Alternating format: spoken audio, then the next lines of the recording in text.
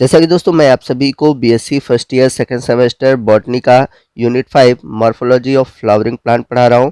और previous video में हमने इसके इंट्रोडक्शन वाले पार्ट को देखा था। हमने जाना था कि मॉर्फोलॉजी क्या होता है और किसी भी प्लांट के मॉर्फोलॉजी में कौन कौन से स्ट्रक्चर आते हैं। तो इस यूनिट को कंटिन्यू रखते हुए हमारा आज का सेकंड पार्ट है, जिसमें कि हम रूट के बारे में जानेंगे कि रूट कितने टाइप के होते हैं, इनकी मॉर्फोलॉजी कैसी होती है और इसमें कौन कौन से रीजन आते हैं।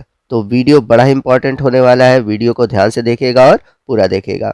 तो वीडियो की शुरुआत करते हैं और सबसे पहले हम बात करते हैं रूट्स होते क्या है।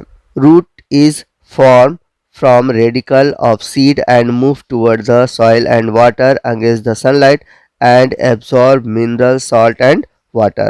तो यदि हम बात करें रूट की, तो रूट का जो फॉर्मेशन होता है सीड के रेडिकल से होता है। इस बात को याद रखिएगा कि रूट का फॉर्मेशन किससे होता है, सीड के रेडिकल से। तो रेडिकल क्या होता है आगे मैं आपको वीडियो में बताऊंगा, और कैसे रूट्स बनते हैं इसके बारे में भी बताऊंगा। तो इनका फॉर्मेशन होता है रेडिकल से और ये सॉइल और वाटर की ओर मूव करते हैं, और इनका जो मूवमेंट होता है सनलाइट के अगेंस्ट होता है, यानी कि ये सनलाइट के विपरीत दिशा की ओर गति करते हैं। तो जैसा कि देख सकते हैं यहाँ पर लिखा है roots are negatively phototrophic and positively hydrotrophic. तो जो रूट्स होते हैं वो लाइट के विपरीत दिशा की ओर गति करते हैं, इसलिए इन्हें हम बोलते हैं नेगेटिवली फोटोट्रॉफिक, और इन्हें पॉजिटिवली हाइड्रोट्रॉफिक इसलिए कहते हैं क्योंकि ये वाटर की ओर मूवमेंट करते हैं। आइए नेक्स्ट हम बात करते हैं टाइप्स ऑफ रूट्स की। तो यदि हम बात करें रूट के प्रकार की, तो शेप, साइज और ओरिजिन के अकॉर्डिंग जो रूट होते हैं वो अलग अलग तरीके से क्लासिफाई किए गए। तो शेप और साइज के अकॉर्डिंग देखें तो रूट टू टाइप के होते हैं। फर्स्ट है टैप रूट और दूसरा है फाइब्रस रूट। तो जो टैप रूट होता है वो जनरली आपको नॉर्मल रूट के रूप में दिखता है और ये डाइकॉट्स में होते हैं, और जो फाइब्रस रूट होता है वो जनरली आपको मोनोकॉट में देखने को मिलता है। तो टैप रूट क्या होते हैं, फाइब्रस रूट क्या होते हैं, आइए इनके बारे में डिटेल से समझते हैं। इनकी ओरिजिन कैसे होती है इनको भी जानते हैं। अगर हम ओरिजिन के आधार पर देखें, यानी कि रूट का जो फॉर्मेशन होता है वो कहाँ से होता है, तो रूट्स जो होते हैं 3 टाइप्स के होते हैं। फर्स्ट है टैप रूट, सेकंड है फाइब्रस रूट और थर्ड है एडवेंटेशियस रूट। तो सबसे पहले हम बात करते हैं टैप रूट की। तो टैप रूट को हम ट्रू रूट भी कहते हैं। तो आपको बता दें कि जो टैप रूट है इसका ओरिजिन हमेशा सीड के रेडिकल से होता है। तो नीचे आप फिगर में देख सकते हैं ये ट्रू रूट है जिसकी ओरिजिन जो है वो सीड के रेडिकल से हुई है, और इनमें जो ग्रोथ होता है बहुत लंबा होता है। और जो टैप रूट है या ट्रू रूट है जनरली आपको डाइकॉट्स प्लांट में देखने को मिलते हैं, जैसे कि ग्राम, पी, मैंगो। वही हम बात करें फाइब्रस रूट की, तो इनका जो ओरिजिन होता है वह स्टेम के बेस से होता है, और इस तरह का जो रूट है वो आपको मोनोकॉटिलिडन प्लांट में देखने को मिलता है, जैसे कि वीट, पैडी, ग्रासेस। वही हम बात करें थर्ड टाइप की, जो कि है एडवेंटेशियस रूट सिस्टम। तो जो एडवेंटेशियस रूट है इनका जो ओरिजिन होता है वह रेडिकल को छोड़कर किसी भी प्लांट पार्ट से होता है, यानी कि इनमें जो रूट होता है वो रेडिकल से नहीं बनता, जबकि प्लांट के किसी भी पार्ट से बनता है। तो यहाँ पर आपको बता दूं कि जो एडवेंटेशियस रूट है इनका जो ग्रोथ होता है वो लिमिटेड होता है, यानी कि ये बहुत लंबाई तक ग्रोथ नहीं करते, जबकि हमने ट्रू रूट्स में देखा यानी कि टैप रूट में देखा इनका जो ग्रोथ होता है वो बहुत लंबा होता है। आइए नेक्स्ट हम बात करते हैं रेडिकल की, क्योंकि बार बार वर्ड आ रहा है रेडिकल। तो सीड में रेडिकल होते क्या है, तो अगर आप डाइकॉट सीड के स्ट्रक्चर को देखें तो यहाँ पर हीलियम और माइक्रोपाइल रीजन देखने को मिलेगा। ये वो पार्ट होता है जहाँ पर सीड से कोई चीज़ इंटर होता है या बाहर निकलता है, और सीड के ऊपर एक कवरिंग होती है जिसे हम बोलते हैं सीड कोट।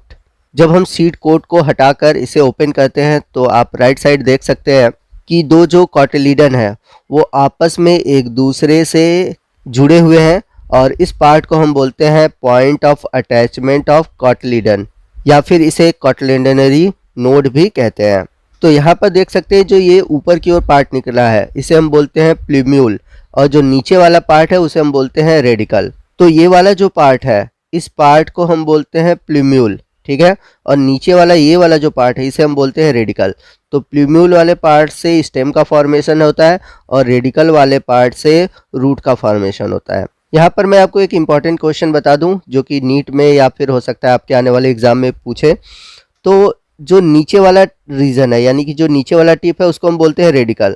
तो पॉइंट ऑफ अटैचमेंट और रेडिकल के टिप के बीच जो स्पेस होता है उसको हम बोलते हैं हाइपोकोटाइल। उसी तरह जो ऊपर वाला रीजन है जो कि टिप है उसे हम बोलते हैं प्लूम्यूल, और पॉइंट ऑफ अटैचमेंट और प्लूम्यूल के बीच वाला जो पार्ट है उसे हम बोलते हैं एपिकोटाइल, जैसा कि इमेज में आप देख सकते हैं। तो ईपी का मतलब होता है ऊपर की ओर और हाइपो का मतलब है नीचे की ओर। तो ये था डाइकॉट सीड का स्ट्रक्चर, जिसमें कि हमने देखा प्लूम्यूल से स्टेम का फॉर्मेशन होता है और रेडिकल से फॉर्मेशन होता है रूट का। आइए नेक्स्ट हम डिस्कस करते हैं रीजन ऑफ रूट्स की, यानी कि रूट्स में कितने रीजन होते हैं और उनके फंक्शन क्या है। तो अगर आप रूट्स में देखें तो 3 रीजन होते हैं। सबसे नीचे की ओर होता है रीजन ऑफ मेरिस्टेमेटिक एक्टिविटी, उसके ऊपर की ओर है रीजन ऑफ इलॉन्गेशन और सबसे ऊपर की ओर है रीजन ऑफ मैच्योरेशन। तो इनके बारे में हम डिटेल से समझेंगे। तो सबसे पहले हम बात करते हैं रीजन ऑफ मेरिस्टेमेटिक एक्टिविटी की। तो इस रीजन में आप देखेंगे सबसे नीचे की ओर यानी कि रूट के सबसे लास्ट टिप की ओर आप देखेंगे पाया जाता है रूट कैप। तो आपको बता दें कि रूट कैप को कोलेप्टरा भी कहते हैं। तो जो रूट कैप है कैप की भांति रूट पर लगा होता है और इसका जो मेन फंक्शन है, जब रूट ग्रोथ करता है यानी कि नीचे की ओर बढ़ता है तो ये फ्रिक्शन से इसको बचाता है। तो रूट के टिप को फ्रिक्शन यानी कि घर्षण से बचाने के लिए पाया जाता है रूट कैप। तो आपको बता दें कि जो रूट कैप है ये फ्रिक्शन के दौरान खत्म होते हैं और फिर से ये दोबारा रीजनरेट होते हैं, यानी कि इसमें डिवीजन की प्रॉपर्टी पाई जाती है। तो रूट कैप के ऊपर वाला जो रीजन होता है वो होता है रीजन ऑफ मेरिस्टेमेटिक सेल। तो रीजन ऑफ मेरिस्टेमेटिक एक्टिविटी होता क्या है, यहाँ पर जो सेल होते हैं वो डिवाइड होते हैं। बाकी जो 2 ऊपर के रीजन है इन दोनों रीजन में सेल का डिवीजन नहीं होता। यहाँ पर एक पॉइंट याद रखिएगा कि जो रीजन ऑफ मेरिस्टेमेटिक सेल है यहाँ पर सेल डिवीजन होता है और इन सेल में वैक्यूल नहीं पाया जाता, जबकि जो ऊपर के वाले सेल हैं यानी कि रीजन ऑफ इलॉन्गेशन वाले जगह पर जो सेल पाए जाते हैं उनमें वैक्यूल पाया जाता है। और वैक्यूल के पाए जाने पर यानी कि वैक्यूल के बढ़ने से जो सेल होते हैं साइज में इनलार्ज होते हैं। तो रीजन ऑफ इलॉन्गेशन में आपको सेल बड़े दिखेंगे। क्यों दिखेंगे? क्योंकि इनमें वैक्यूल पाई जाती है, जबकि जो मेरिस्टेमेटिक सेल है वहाँ पर आपको वैक्यूल नहीं देखने को मिलेगा। चलते हैं सबसे ऊपर की ओर। तो ऊपर की ओर है रीजन ऑफ मैच्योरेशन, जहाँ पर रूट हेयर पाए जाते हैं। तो इसे हम रीजन ऑफ रूट हेयर भी कहते हैं। तो रूट हेयर करते क्या है, रूट हेयर वाटर को एब्जॉर्ब करते हैं। और याद रखिएगा कि जो रूट हेयर होते हैं ये यूनिसेलुलर स्ट्रक्चर होते हैं, क्योंकि आपके एग्जाम में से क्वेश्चन पूछा जाता है। तो यहाँ पर 2 इंपॉर्टेंट चीज़ है। पहला कि जो रूट हेयर होता है वो यूनिसेलुलर होता है और रूट का यही पार्ट है जो कि वाटर एब्जॉर्ब करता है और कोई भी पार्ट वाटर एब्जॉर्ब नहीं करता। यहाँ पर रूट कैप से रिलेटेड कुछ एक्सेप्शन है यानी कि अपवाद है, जैसे कि पेंडेनस और शुगर कैन। तो इनके केस में आप देखेंगे ढेर सारे रूट कैप दिखाई देंगे और इसी के साथ साथ इनमें ढेर सारे एरियल रूट होते हैं। जैसे कि आपने शुगर कैन में देखा होगा कि जो नोड है उस पे आपको रूट दिखते हैं और उस रूट पर रूट कैप देखने को मिलते हैं। वही हम बात करें हाइड्रोफाइट्स की, तो हाइड्रोफाइट्स में आपको रूट कैप देखने को नहीं मिलेगा। इनमें रूट कैप की जगह आपको रूट पॉकेट्स देखने को मिलते हैं। तो दोस्तों ये था हमारा रूट से रिलेटेड आज का वीडियो, जिसमें कि हमने जाना कि रूट क्या होते हैं, रूट की ओरिजिन कैसे होती है, रूट्स कितने टाइप के होते हैं और इसी के साथ साथ रीजन ऑफ रूट्स कितने होते हैं। आई होप आपको वीडियो अच्छा लगा होगा। वीडियो अच्छा लगा हो तो वीडियो को लाइक और शेयर करना मत भूलिएगा और कोई भी डाउट हो आप हमसे कमेंट करके पूछ सकते हैं। तो दोस्तों मिलते हैं अगले वीडियो में, जिसमें हम मॉडिफिकेशन ऑफ रूट को डिस्कस करेंगे। बड़ा इंपॉर्टेंट टॉपिक है और इस टॉपिक से बहुत सारे क्वेश्चन पूछे जाते हैं।